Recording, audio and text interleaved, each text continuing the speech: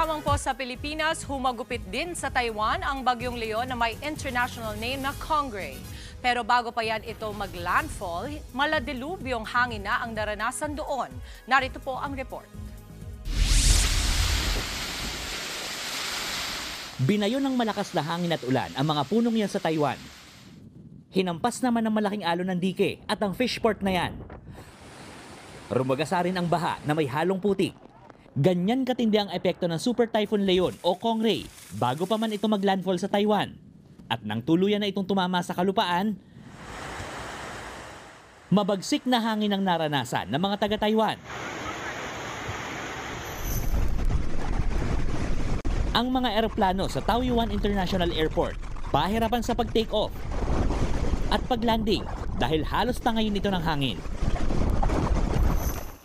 May ilang kotse ring nabagsakan ng puno.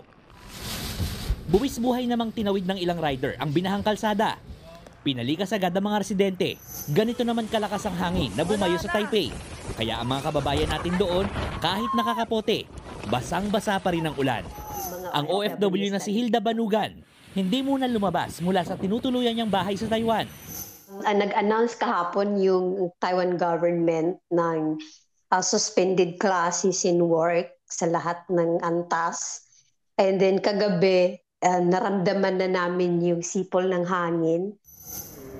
Ayon sa Taiwan Central Weather Administration, ito na ang pinakamalaking bagyong tumama sa kanilang bansa sa loob ng 3 dekada. Patuloy na nakikipag-ugnayan ang grupong migrante sa Manila Economic and Cultural Office o MECO para matiyak ang kaligtasan ng mga Pilipino. Narito ang mga hotline na maaaring tawagan ng mga Pinoy sa Taiwan. Aabot sa mahigit 100,000 Pilipino ang naninirahan at nagtatrabaho sa Taiwan. Nagbabalita mula sa Frontline, Gerard de la Peña, News 5. Mga kapatid, Dimples Romana po, kumpletuhin ang inyong umaga ng mga kwentong puno ng inspirasyon. Salubungin po ang bawat araw ng may ngiti at pag-asa. Kaya't mag-subscribe na po at mag-follow na sa aming social media pages ng News 5.